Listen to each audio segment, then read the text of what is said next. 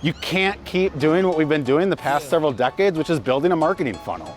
Marketing funnels were predicated on this idea that you could do more.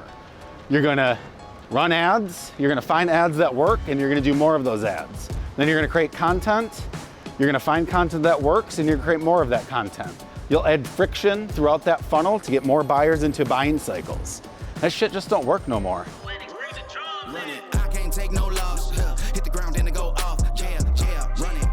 This is baller click-through rates. Okay. We made it, Derek. We're in Austin, Texas, where it all started. Elevate Demand was really built off the first 2 customers, and by coincidence, they started 3 years ago from Austin, Texas. And we're coming down here to meet them again. We're gonna go see Heather at SpyCloud, SVP of marketing there.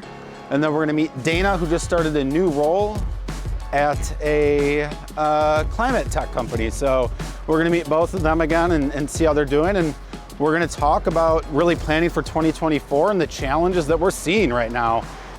What it's gonna be about for 2024, honestly, is you have to get to a compounding effect with your marketing.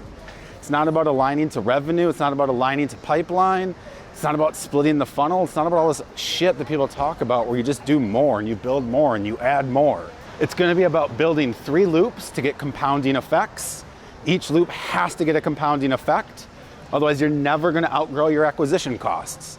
Acquisition costs right now we're finding are going up at 15 to 20% a year. Marketing budgets are going up at 4 to 6% a year. So if you're not outgrowing your marketing budget at the rate acquisition costs are going up, you're in a losing proposition right now, where you will spend more than the competition to acquire a customer. We have to reorient now around how the hell do we get compounding effects with our marketing?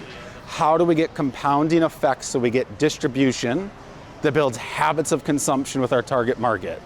How do we get a compounding effect with aha moments that get buyers to realize pains they didn't realize they had? How do we get those buyers to actually use the words in those aha moments so we get a compounding effect? We have to create core value moments pre-purchase that generate compounding effects and build habits within our target market. If we can't reorient around getting compounding effects in 2024, it's going to be a difficult proposition if you're still trying to build a funnel right now.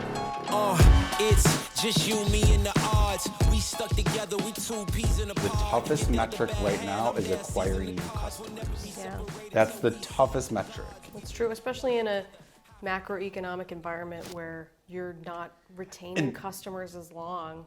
It is. And what I actually think That curve is going down. And it's only getting to get harder now. Yeah. And people are going to turn. Everybody's building their entire go-to-market still around a funnel idea. Mm-hmm. Yeah. And then the entire funnel is predicated on we just do more then. We're gonna get more at the top, and then we will add friction to drive people through, and then we'll do more content, more ads, because more was the compounding lever kind of. Yeah. And I realized more doesn't work. So this is like the biggest aha to me, and this is why I started. Like, it's changed for good because your budget cannot keep up with your ability to acquire customers. So if you keep building a funnel, you're basically like, cool, we're willing to say that we will spend more than anybody else to acquire a customer then. This is just why this is true, just to like make it super like easy to understand. No new channels are forming. We're all in the same channels now. They have all the control, and they're just continually increasing the costs now. They're struggling, right? Like Google's still 95% ad revenue. People don't get that. Yeah. So like we're screwed. We're all have more competition in those channels now, right? Yeah. So it used to be, even in your category, there's probably 20, 30 players. There's hundreds. Oh, every day there's one. Yep. Just today, that one we never heard of. Yep. That's what's, clearly stealing from our website. Clearly. that's the other thing with the funnel now is I can pretty much copy. If you're building like, it's really easy to copy. What you guys are building, like you can't copy that shit though. No. Nobody, like you are actually, if we get this right over the next year or two, you're gonna have a huge moat that no one can duplicate. Well, and let's be honest. You're the one who pointed out a lot of the things that we could do with that app. It took me a Thanks. long time to get there It did take a long time. because we had to sell it for years internally. But then when we actually did, like this time last year when we were talking, a little bit more than a year ago, I was excited because we were finally developing it. Then we released it in January, and I believe it is the only reason that we don't have that B2B inflation that every other company is experiencing this year is because we did build that moat. But we got to continually make it better because that's our channel. When the world gets a little too hard, wipe your eyes, put away your sorrow. When it's war, I'll be leading the charge. You're right. And I'll be still fighting for you tomorrow. Dude, you're killing me right now. You're absolutely killing me. You know, it's not as smoky as I would like, but it's pretty tender. The pepper flavor's there, man. Yeah, it is. Like, the seasoning's on point, though. All right, I'm gonna dig into some of these sides. Let's talk, buddy. Oh, that's good, though. So,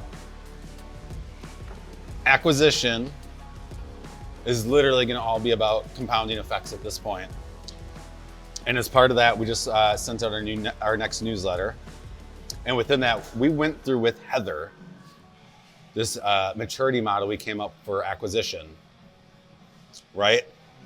And what a lot of people focus on that's missing with most is they don't focus to getting compounding effects. And that's the big aha moment you need right now, right? So your goal now isn't, man, we got to go scale everything that we're doing. It's, man, how do we move from a 2 in this bucket to a 3 in this bucket? Or how do we take this bucket from a 4 to a 5? And it breaks down acquisition now into a system. So you can actually think of it more of how do we build a system for customer acquisition? So we just sent this out with this week's newsletter. It's going to be available on the Elevate Demand website for download. You'll be able to go through all of this, do your own maturity model for acquisition, built around the idea of how do we get to compounding effects, not how the hell do we build a funnel and do more. Man, super valuable trip, honestly. Gives so much validation in everything that we're talking about right now. So I couldn't be more excited. So we're gonna get through this airport, we're gonna get home, and it's time to get back to it.